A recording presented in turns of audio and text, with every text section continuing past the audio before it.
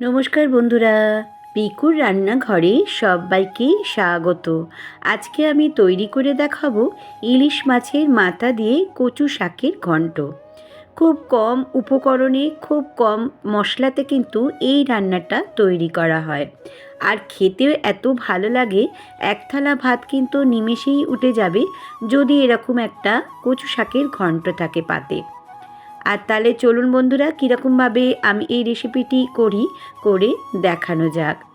আমার কর্তামশাই কচু শাকটা কিন্তু কিনে এনেছে একদম কেটে কুটে, আর এর কিন্তু যে খোলাটা কিছুটা ছাড়িয়ে দিয়েছে, পুরোটা কিন্তু ছাড়াইনি। আমি কিভাবে কচু শাকটা কাটতে হয় সেটাও কিন্তু একটু আপনাদেরকে দেখিয়ে দিচ্ছি।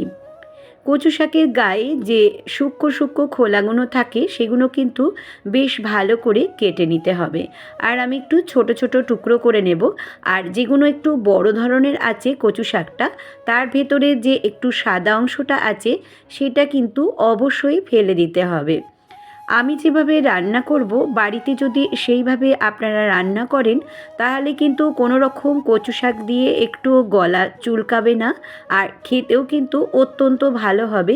আমি সেই প্রসেসটাই দেখাবো, পুরো ভিডিওটা কিন্তু বন্ধুরা আপনারা দেখবেন। এবার গ্যাসের মধ্যে কড়া বসিয়ে নুন আর হলুদ গুঁড়ো দিয়ে জল দিয়ে দিলাম। এবার আমি কচু শাকটা প্রথমে অবশ্যই সেদ্ধ করে নেব। আমার এটা সেদ্ধ করতে সময় লেগেছে 20 মিনিট। গ্যাসের ফ্লেমটা এই সময় লো টু মাঝারি করে রেখে দিয়েছি। এখানে আমি মুড়োটাকে নিয়ে নিয়েছি ভালো করে ধুয়ে আঁশ ছাড়িয়ে। এবার কড়ার মধ্যে প্রথমে দিয়ে দিলাম 1 টেবিল স্পুন সর্ষের তেল। অবশ্যই কিন্তু সর্ষের তেলে এই রান্নাটা করব। তেলটা যখন গরম হয়ে গেল তখন খুব ভালো করে নুন আর হলুদ গুঁড়ো মাখিয়ে আমি মাছগুলিকে ভেজে নেব। বেশ লাল করে কিন্তু মাছগুলো আমি উল্টে পাল্টে ভেজে নেব। কার কার আপনাদের কচু শাক খেতে ভালো লাগে সেটা আমাকে কমেন্টস করে বলবেন, আর আমার রেসিপিটা কেমন হচ্ছে সেটাও কিন্তু কমেন্টস করে বলবেন। এই যে মাছটা কিন্তু বেশ লাল করে ভাজা হয়ে গেছে, এবার আমি মাছটাকে তুলে রাখবো। এবার আমি দেখে নিই, গ্যাসের ফ্লেমটাকে আস্তে আছে এখানে দেখে নেব যে কচু শাকটা সেদ্ধ হলো কি না। দেখুন কত কিন্তু কালো মতো রং ধরে গেছে, আর এই জলটা কিন্তু অবশ্যই ফেলে দিতে হবে। কচু শাকের জল ফেলে দিলে একটুও কিন্তু গলা চুলকাবে না। এবারে আমি কড়ার মধ্যে দিয়ে দিলাম 3 টেবিল স্পুন সর্ষের তেল। সর্ষের তেলটা কিন্তু অবশ্যই একটু বেশি পরিমাণে দিতে হবে। ফোড়ন হিসেবে দিয়ে দিলাম 5 ফোড়ন 1 চামচে, 2টো শুকনো লঙ্কা আর একটা তেজপাতা। ফোড়নে যখন বেশ মিষ্টি সুগন্ধ উঠে আসলো তখন আমি এর মধ্যে দিয়ে দেব কচু শাকটা। সম্পূর্ণটা দেখবেন, নাহলে কিন্তু বুঝতে পারবেন না। আর দেখুন কত কম মশলায় কিন্তু তৈরি করা হয়।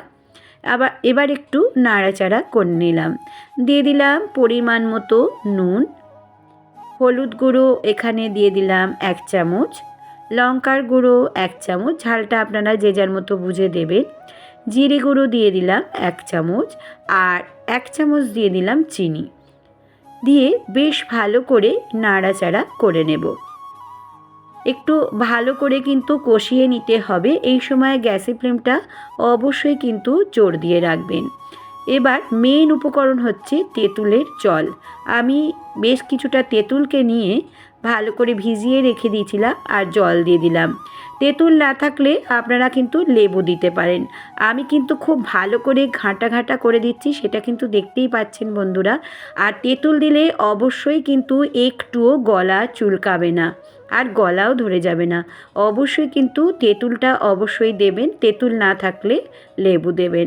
এবার আমি মুড়োগুলো যে ভেজে রেখেছিলাম সেগুলো দিয়ে একটু আধ ভাঙা করে নাড়িয়ে নিচ্ছি। নিয়ে আমি একটু আপনাদেরকে ফুটিয়ে নিয়ে দেখাচ্ছি স্ট্যান্ডিং টাইম করে। রেসিপিটি যদি ভালো লেগে থাকে তাহলে অবশ্যই লাইক, সাবস্ক্রাইব, শেয়ার করবেন। নিচে থাকা বেল বাটনটা প্রেস করে দেবেন যাতে নতুন নতুন রেসিপি বা ব্লগ আপনাদের কাছে প্রথমে পৌঁছে যায়। আমার এফবি আর ইনস্টাগ্রামে পিকুর রান্নাঘর আছে, চাইলে সেখানেও কিন্তু সদস্য হয়ে যেতে পারেন। দেখুন লুকসটা কি সুন্দর দেখতে হয়েছে, তাই না বন্ধুরা? খেতেও কিন্তু ভীষণই ভালো হয়েছিল। সবাই খুব খুব খুব ভালো থাকবেন, সুস্থ থাকবেন। আবারও আমি আসবো নতুন কোনো রেসিপি বা ব্লগের সঙ্গে। এতক্ষণ আমার সঙ্গে থাকার জন্য ধন্যবাদ।